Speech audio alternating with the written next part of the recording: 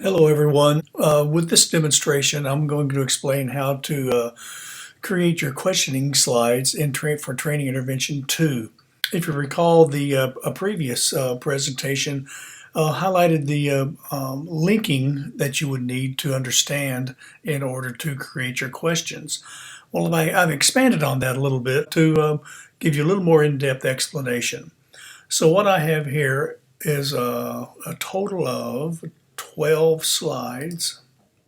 So the first slide is simply the title of the training, and you can put any type of pretty much any type of layout here that you want on the title slide.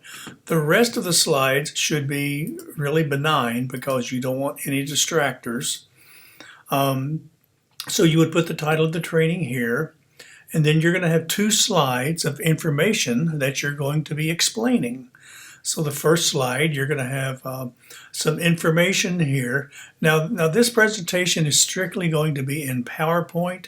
There won't be any voiceover, so we'll still follow multimedia principle in that we will have text and graphics.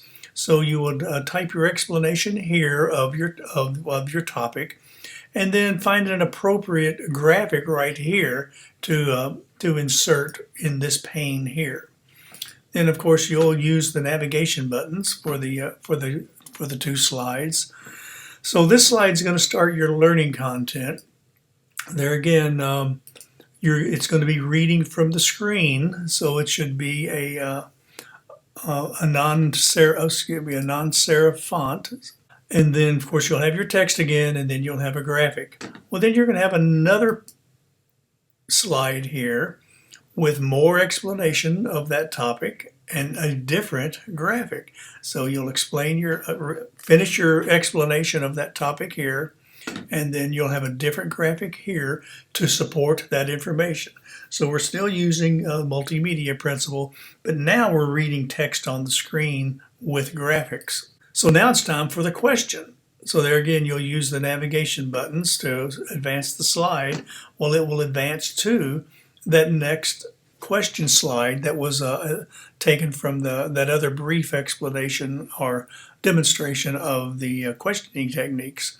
So here's where you'll ask a question right here that refers to slides 2 or 3. So you'll have, since this is a multiple choice, you'll have your distractors and you'll have a correct answer.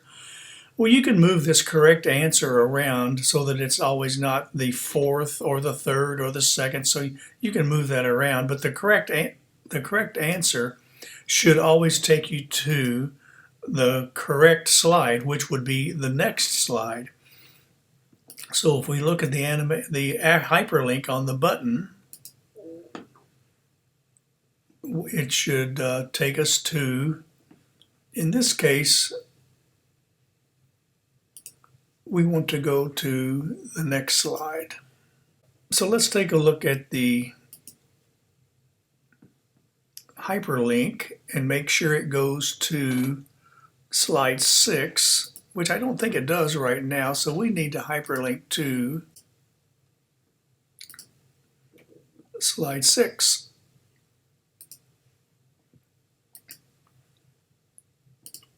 Which is the correct answer. Well, once you get the correct answer, any of these other answers are going to be incorrect, so they should take you back to where the answer is. So in this case, we will hyperlink back to slide 2 or 3. So we'll just select slide 2 right now.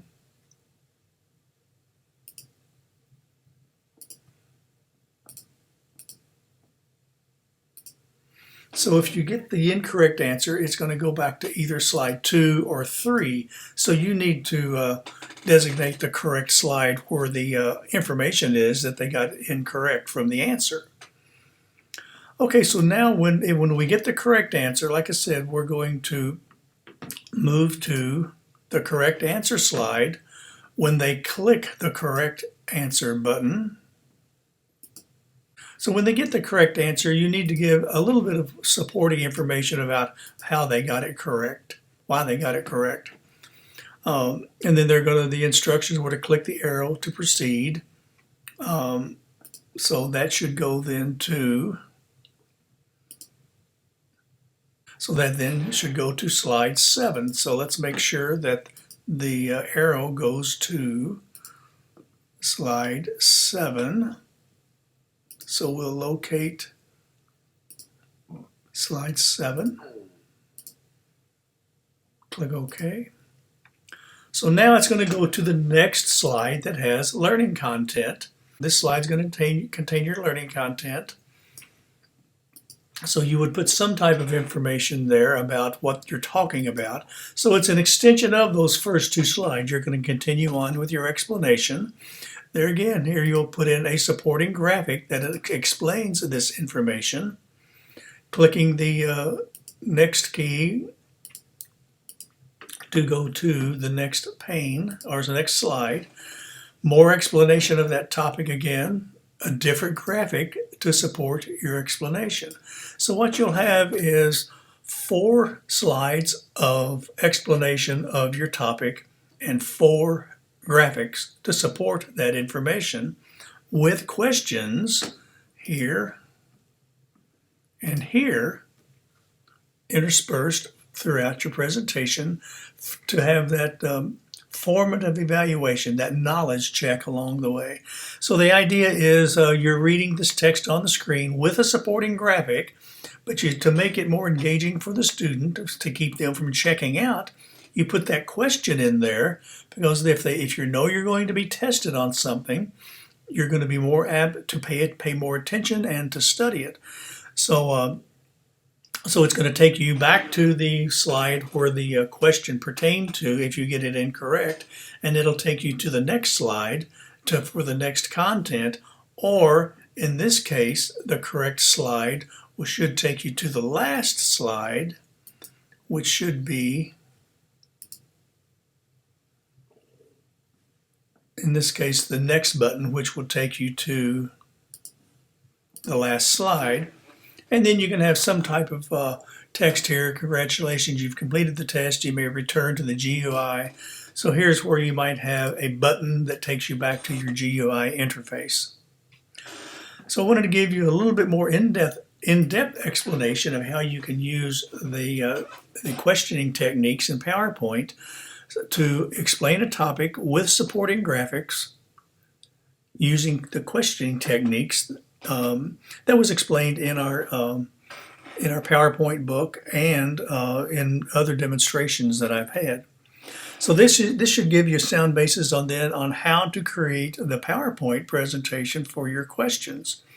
So what you might want to do is start thinking about your hallmark assessment topic, which should be taken from a previous training that you've created, either in 311, 312, 311, which is the needs assessment, or 312. You can now use this in your hallmark assessment. So the idea is we're going to start building on content for your hallmark assessment, and this will be the first one. So that's all for now. This should give you I think this is a good explanation then of how to use this slide,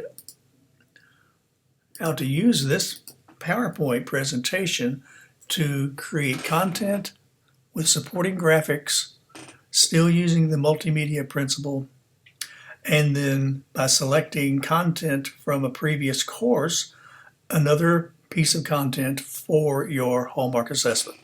So that's all for now.